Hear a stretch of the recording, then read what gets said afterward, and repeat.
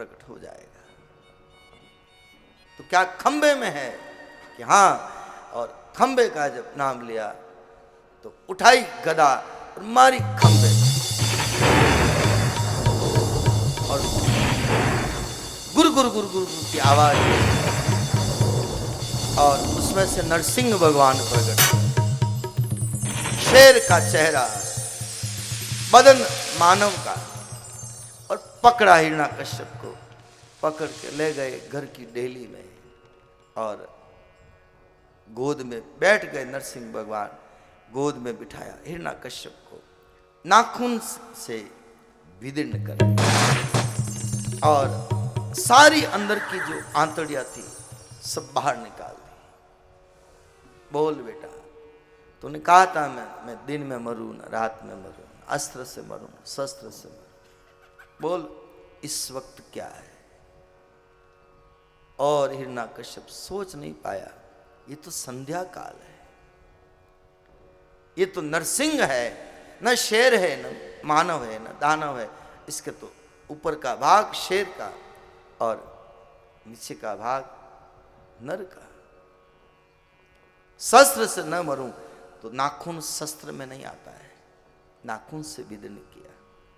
दिन में मरूं न रात में मरूं तो संध्या काल में अंदर मरूं न बाहर, घर की डेली पर ले गए और वहां पर उसको विदीर्ण किया संध्या काल।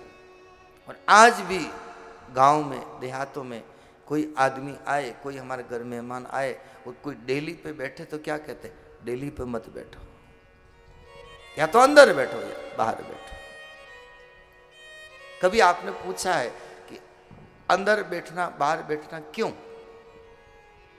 जवाब किसी के पास हो या ना हो, लेकिन आज भागवत से जवाब दे रहे हैं, क्योंकि डेली के ऊपर हिरण्याकश्यप को मारा था।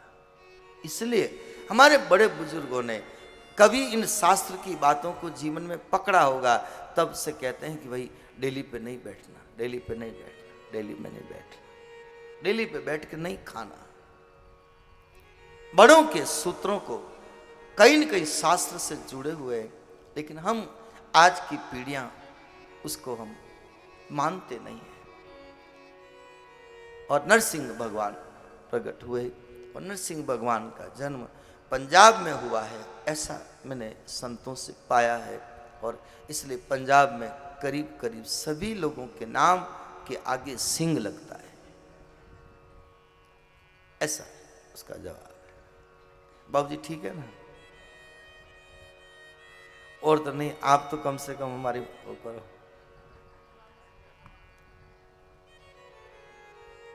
सब क्या आगे सिंह लगता है, सिंह सिंह। पंजाब का तो क्या कहना, हम तो इधर रहने वाले।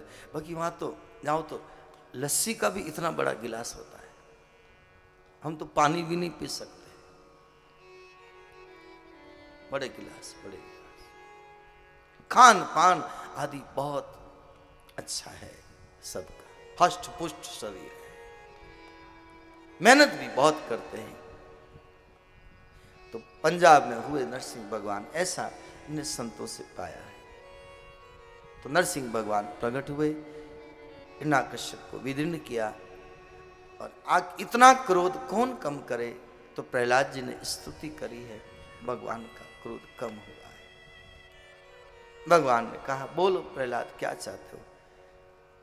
प्रहलाद ने कहा, भगवान मेरे अंदर कोई ऐसी इच्छा ही न रहे जो मैं आपसे कुछ मांगू। ऐसे भक्त प्रहलाद तो 5 साल की उम्र में भक्ति की है, नाम किया है। अब ये तो कथा आप सब परिचित हैं, लेकिन संक्षेप में इसका सार जो समझ में आया, आसुरी वृत्ति और सत्व गुण वृत्ति दोनों का झगड़ा सदियों से चला आ रहा है। हिरण्याकश्यप कौन है? तामसी वृत्ति, तामसी प्रवृत्ति, तमोगुण। प्रहलाद कौन है? सत्वगुण। सत्वगुण वाले का तमोगुण वाले का झगड़ा होता है। पिता सत्वगुण वाले का होगा तो घर में तमोगुण वालों का विरोध चलेगा। पिता सत्व तमोगुण का है, घर में कोई सत्वगुण का है तो भी झगड़ा चलेगा। किसी भी घर में अगर दो विचार के लोग हैं तो समझना एक हिरण्याकश्यप वृत्ति का है, एक प्रहलाद वृत्ति का है। सत्व गुण तमोगुण। अभी नहीं है भक्त प्रहलाद, अभी नहीं है हिरण्याकश्यप, लेकिन दोनों की वृत्तियां तो हमारे घर में मौजूद है। कई जगह मैंने देखा है पति कथा में सत्संग में नहीं जाता है, पत्नी का बहुत अच्छा भाव होता है तो पत्नी कहती है आप कथा में चलो, तो कहा कि मुझे नहीं जाना, तेरे को जाना तू जा,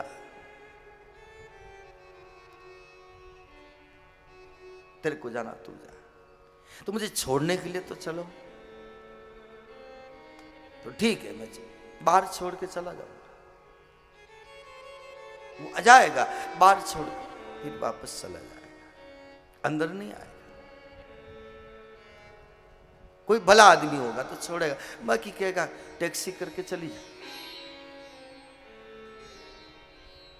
घर में 4-4 गाड़ियां हो, फिर पोता पोती को बोलो अरे बेटा कथा में चल रही, मुझे कथा में ले जा, तो पोता भी दादी जी मुझे कॉलेज जाना, दादी जी मुझे ट्यूशन जाना, क्योंकि मुझे कलेक्टर बनना है। देखो आज दादाजी तरसते हैं सत्संग के लिए, दादी जी तरसते हैं सत्संग के लिए, कमाया सब कुछ किया, 4-4 गाड़ियां घर में, लेकिन आज बूढ़े लोग अंदर से कितना मैं देख रहा हूं। मैं भी इस यात्रा में कई लोगों के अनुभव सुनता हूं, देखता हूं, इसलिए कह रहा हूं। और ज्यादा कहो तो घर में झगड़ा हो जाए। सत्संग के नाम का, भजन के नाम का, साधना के नाम का, ईश्वर के नाम का अगर झगड़ा हो तो समझना हमारे घर में हिरण्याकश्यप और प्रहलाद की कथा हो रही है। ये इसका भाव। आगे गजेंद्र की कथा आती है। सुखदेव जी कहते हैं राजन, गजेंद्र नाम का हाथी जिसकी 50 पत्नियां, 150 उसके बेटे, और पूरे परिवार के साथ वो जाता है सरोवर में स्नान के लिए। सूंड में पानी भर करके एक दूसरे के ऊपर छिटकते हैं। इतने आनंद, हर्ष, उल्लास के अंदर भूल जाते हैं कि इसमें कोई मगर भी है, और वो मगर पांव पकड़ लेता है। खूब कोशिश करते हैं परिवार के लोग, लेकिन कोई बचा नहीं पाए। ताकत बढ़ गई मगर की, ग्राह की, खींच के ले गया। अब बेटे सूंड डाल के पकड़े, लेकिन नहीं बचा पाए। पत्नियों ने कोशिश करी, नहीं बचा पाए। फिर गजेंद्र का कोई पुण्य उदय हुआ। अरे आज तक मैं इन 50 पत्नियों के साथ, इन 150 बेटा बेटी के साथ हर्ष उल्लास में मेरा जीवन पूरा चला गया, लेकिन कभी मैंने हरि का सुमिरन नहीं किया, जो हर जीव का साथी है। एक फूल लेकर के कमल का भगवान को अर्पण किया। ए द्वारिकाधीश, तू ही बचा सकते हो। तिल भर सूंड बार थी, ऐसा कवियों ने कहा, तिल भर,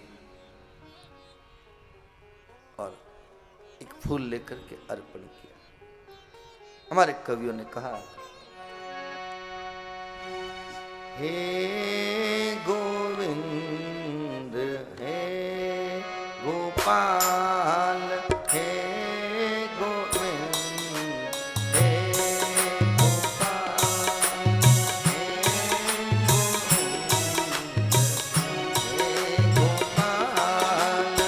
हे गोपाल, हे गोविंद, हे गोपाल, हे गोविंद,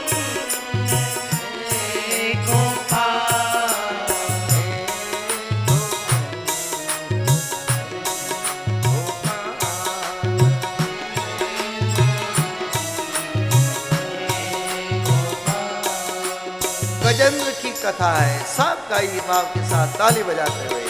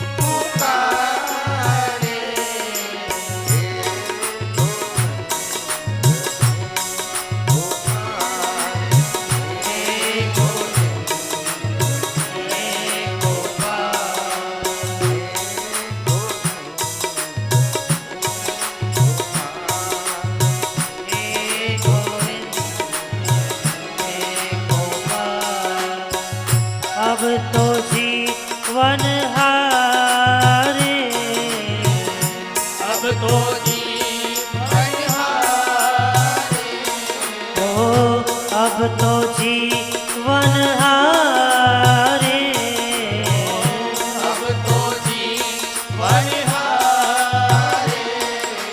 हे गोविंद हे गोपाल,